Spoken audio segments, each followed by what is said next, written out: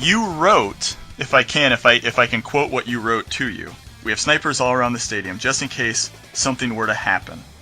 Like I said, do whatever you normally do, but approach the president and we go for the kill shot. Are we clear?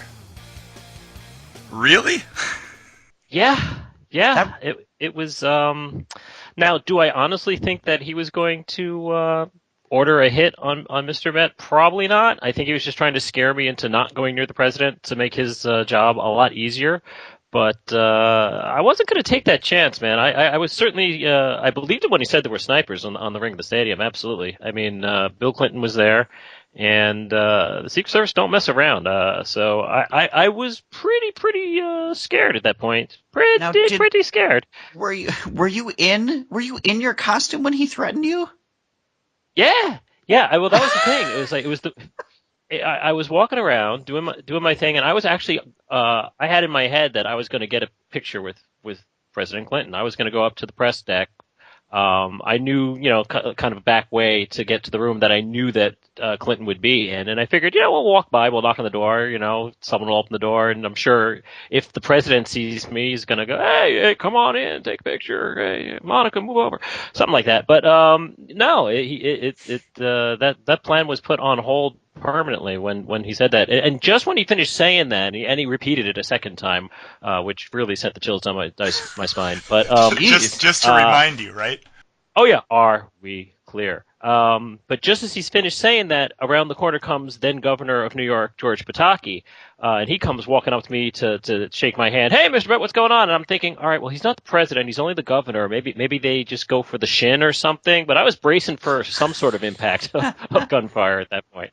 But he approached me. It was pretty scary. So, and all this it's all in your book. Yes, it's hot in here, which is a shameful plug, but it's a good book. And you sent me a copy, I think 2 years ago now, and I appreciate it. It's, as Lou knows, I'm not much of a reader, but it's one that I've actually read. You're being generous. When you say you're not much of a reader, what you mean is you don't ever read. AJ, I'm illiterate. There's a very distinct difference between those two things. But so the whole process, and you went through a whole process, like a whole...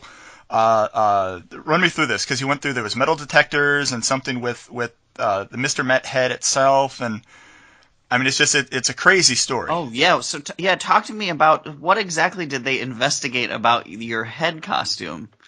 Well, the thing is, this whole thing was set up so quickly. We didn't know President Clinton was coming. We did know that there was going to be some sort of tribute for Jackie Robinson. It was Jackie Robinson night, and they were planning on retiring his number throughout all of baseball. So we knew that was going to happen, and that Rachel Robinson, Jackie's widow, was going to be in attendance. But it was like the night before, Bill Clinton kind of called the stadium and said, I'd like to say a few words and show up and take part. So literally, there was a game the night before I left. I came back the next day, and there were all these metal detectors still being welded together. Like, it was a quick, impromptu thing. So they were going to send everybody who entered the stadium through these metal detectors, and at checkpoints all around the stadium. Well, when I'm in the costume, they don't really know who's in the costume. It's not like they had a chance to vet the employees or anything. This happened at the last minute. So really, it could be anyone in the suit. So I understand why they're a little, scared of letting anybody walk around the stadium in disguise. So plus, a mascot costume is going to have some screws in it and some widgets and little levers and things, and just, I set off the metal detectors. I mean, it's that simple. And the police who were manning them were having the time of their lives. They would, just throw Mr. Met up against the wall and put my hands behind my back and put the cuffs on playfully, oh yeah, let's frisk him again. And it was funny, and I was playing along with them because I knew the security was just having fun with me, the same security guards all the time.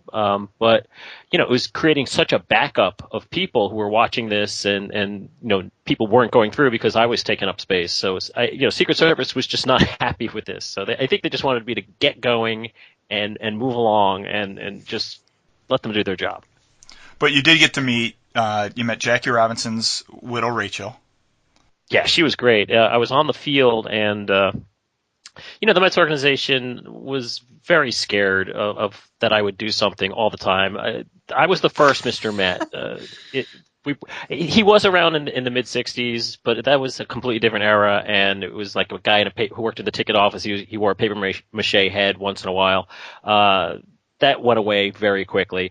I was the first Mr. Met when we brought him back in 1994, and the organization didn't really know what it was like to have a mascot, so they didn't trust me to do anything. They always thought I was going to do something to embarrass the organization. And so I'm on the field, and Jimmy Plummer, who was director of promotions at the time, was like saying to me, "Now, Mr. Met, don't go to Mrs. Robinson. She's very important. Like, don't embarrass her or anything." Like, I don't know what he thought I was going to do, but I wasn't like, I was going to like bend over behind her and have my bodyguard push her, or like, I don't know what they thought I was. I'm not crazy, but literally like 2 seconds after he finishes scolding me and reprimanding me and talking to me like I was a mentally challenged 9-year-old, I hear this yoo-hoo over here, and it's Rachel Robinson, and she's like, "Oh, come here, give me a hug." And like, she was great. She just wanted to take a picture with me, and I took great joy in the fact that she said, "Mr. Plummer, Jimmy, come here, take our picture." So it's like haha. Nice. Well, so how old are you at this time? I was in my mid-20s at this time. Okay. So yeah, the fact that they think you're going to do anything, because full disclosure, I was a mascot for one night for all of maybe 40 minutes. And it was the most liberating thing. I mean, it was like the stuff that you could get away with. So I understand them being a little worried, but I don't get the fact that you're 20-something-year-old kid out of college and you're going to do something, because this, by all accounts, we're 3 baseball fans on, talking right now. This is like a job of a lifetime, being on the field at a major league stadium. The fact that they would think that, oh, he's going to screw this up for the president and with, on Jackie Robinson night, whatever, is just kind of, I don't know, it's just kind of absurd to me. But I get it, because as Lou and I were talking prior to getting on and talking to you, clearly somebody's seen The Naked Gun too many times. It must kill the widow. Yeah. Must kill the widow. Yeah. The cop was convinced that there was a gun under second base. Thank you to our guest this week. If you'd like to learn more about me, you can find me on the Twitter at Lucifer Olsen. That's L-O-U-C as in cat, I-F-E-R-O-L-S-E-N.